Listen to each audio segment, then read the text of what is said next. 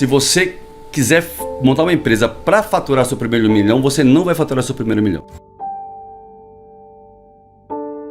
Quando que virou essa chave pro empreendedorismo, assim, que você falou, cara, vou empreender? Aconteceu alguma coisa, algum fato marcante? Aconteceu.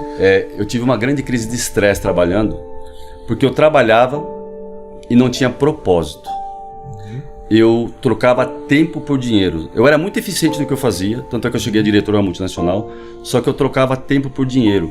E se você ficar trocando tempo por dinheiro e achar que tudo é na força do seu braço, quando existe algo maior, não importa se você empreende, não importa se você é CLT, você vai ter problemas. E eu tive uma grande crise de estresse.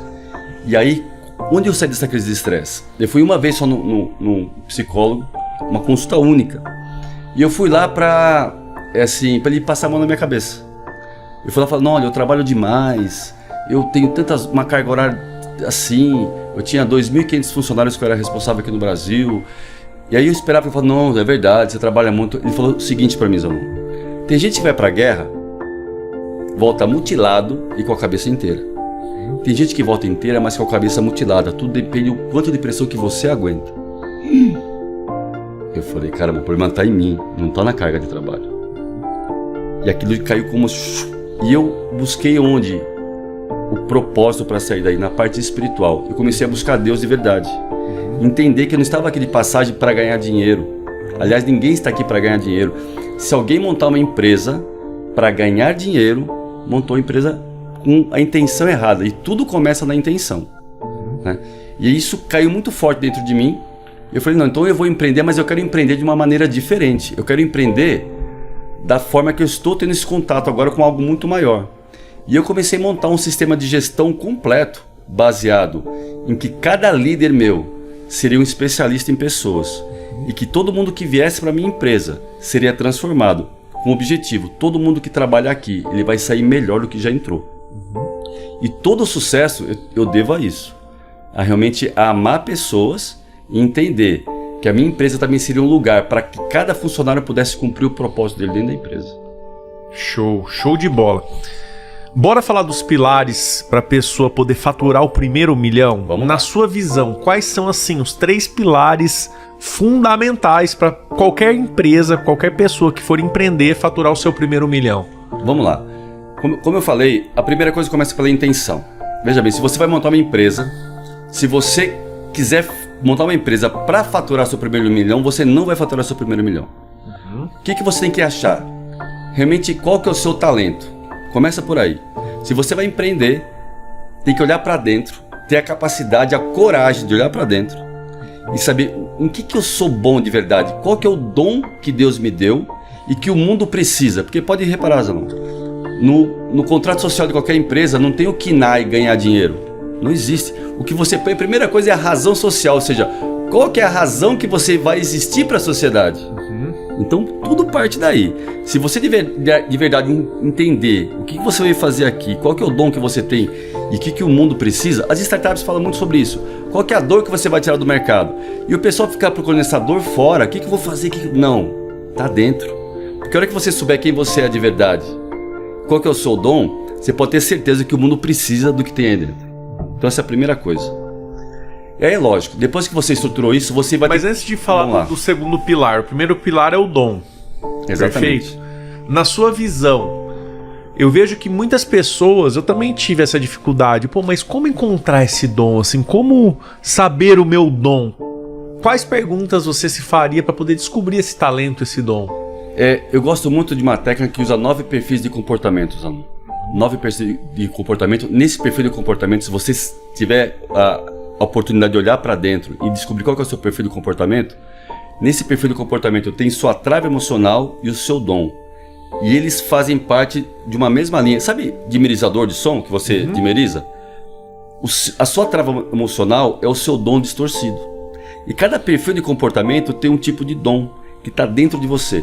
Aí dom é uma coisa e competência é outra. Então tem a pessoa que tem o dom de realmente conectar com pessoas, tem outra que ele tem uma energia forte para gestão, tem outro, ou seja, de acordo com o perfil de comportamento você tem um dom lá dentro, que você se dá melhor em uma área. Você pode perceber, tem um empreendedor que ele é muito visionário, ele sai sempre buscando muita coisa, tem grandes ideias. Tem outro empreendedor que ele é aquela pessoa que ele dá facilidade para implementar ideias. Então ele consegue pegar uma ideia e implementar como ninguém. E tem outro empreendedor que ele é muito gerenciador. Ele gerencia muito bem, ou seja, num desses 3 perfis as pessoas se encaixam. Isso é uma coisa. Agora, lógico que tem que ter a competência. Porque você vai ter que ser especialista em alguma coisa. Veja bem, Deus nos fez como um grande corpo. E a economia se movimenta com especialistas. Por exemplo, você é um grande especialista em franquias. Se eu quero fazer minha empresa escalar, eu vou vir até você, porque você tem uma grande especialidade. Além de um dom que você tem uma grande especialidade. Eu posso ter outra especialidade, por exemplo, em logística. E você precisa do que eu tenho. E essa grande troca, é que faz a economia se movimentar. Então Deus já fez isso de propósito, que as pessoas vão ter especialidades diferentes, dons diferentes, que é para a economia movimentar. E aí, quando eu encontro o valor no que você tem, eu estou disposto a dar um valor em dinheiro por isso. Agora, se você não tem valor, ou seja, se você não sabe quem você é, o seu grande dom, e não tem uma grande competência, eu não vejo valor no que você faz. Logo, eu não estou disposto a dar um valor em dinheiro por isso. E o dinheiro nada mais é do que é o valor agregado. Por isso que eu sempre pergunto para as pessoas assim, quanto você acha que você merece ganhar por mês? As pessoas colocam quantias assim astronômicas. Eu falei, então tá, por quê? Aí já vem um silêncio. Já vem um silêncio. Eu falo, ó, o valor que você merece ganhar por mês é o valor que você agrega para o mercado. Então não adianta você achar que você merece muito porque você é esforçado. O mercado não paga esforço.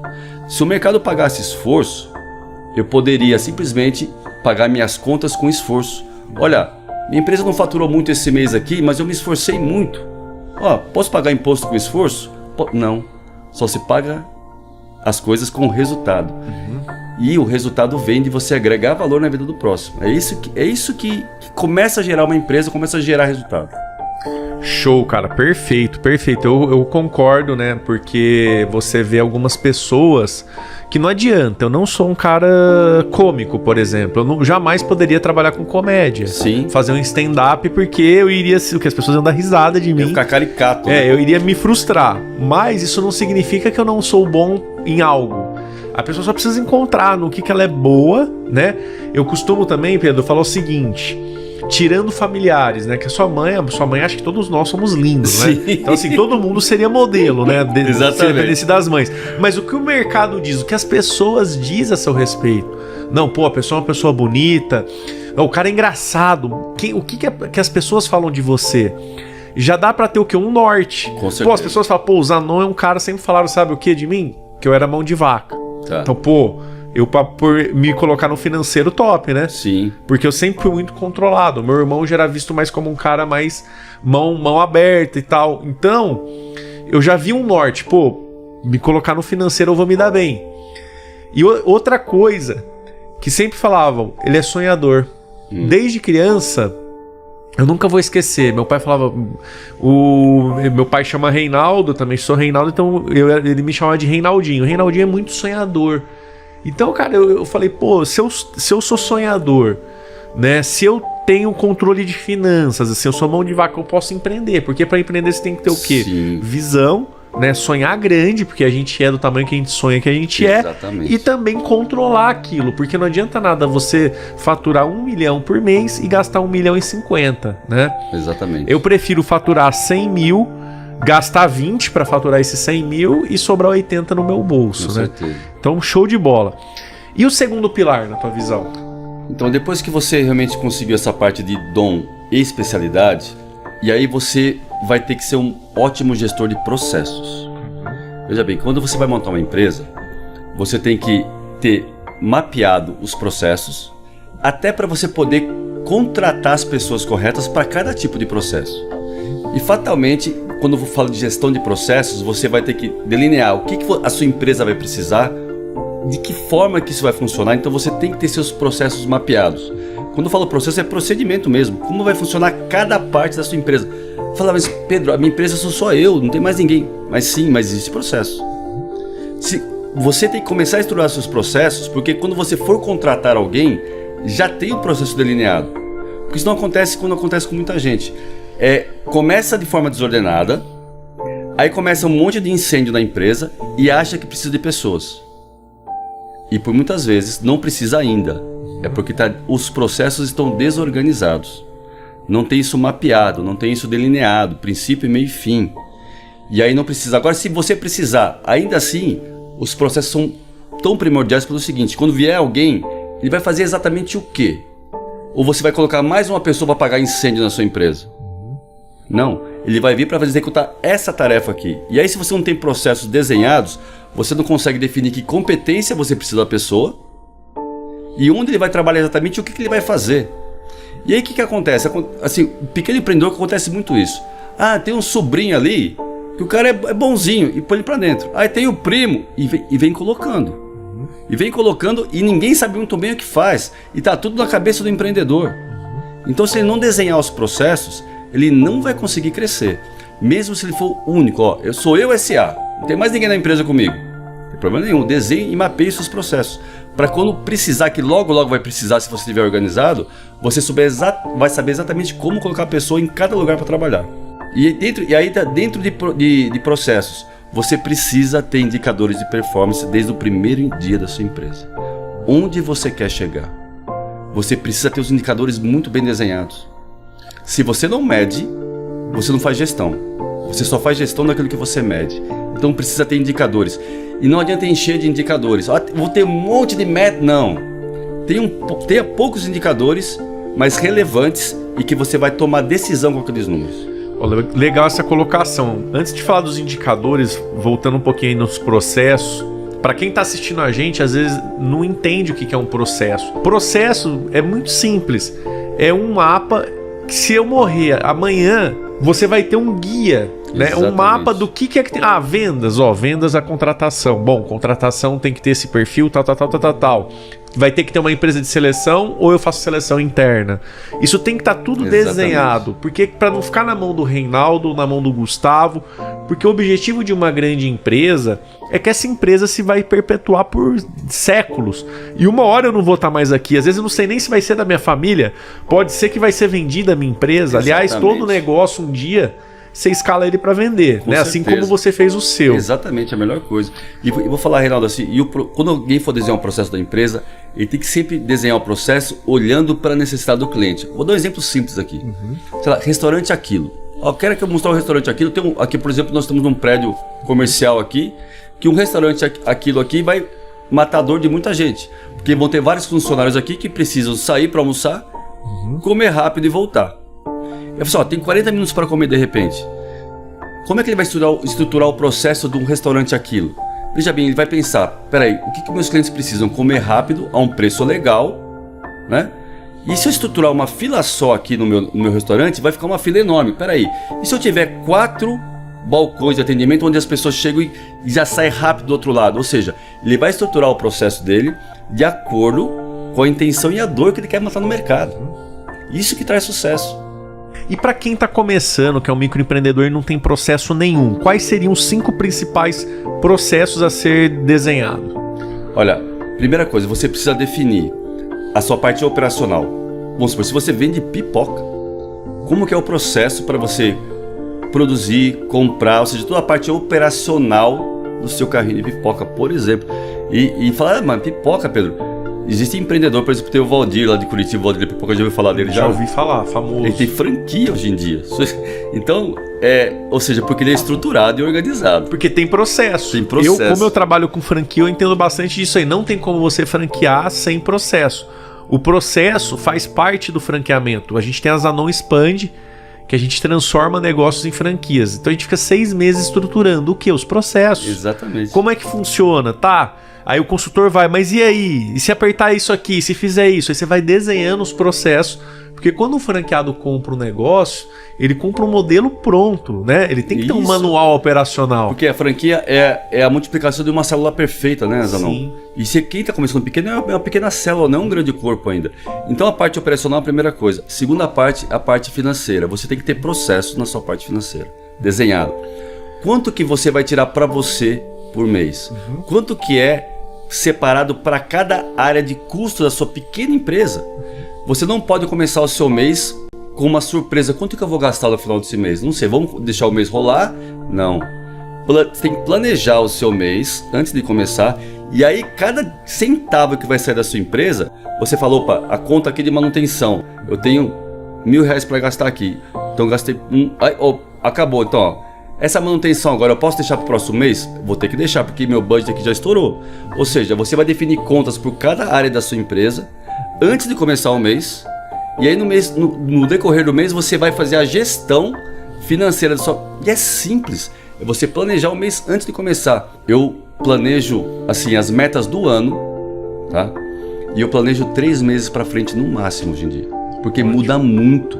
Então o pequeno empreendedor, vou falar, se todo pequeno empreendedor planejasse um mês, seria maravilhoso, porque a maioria não consegue planejar nenhum mês.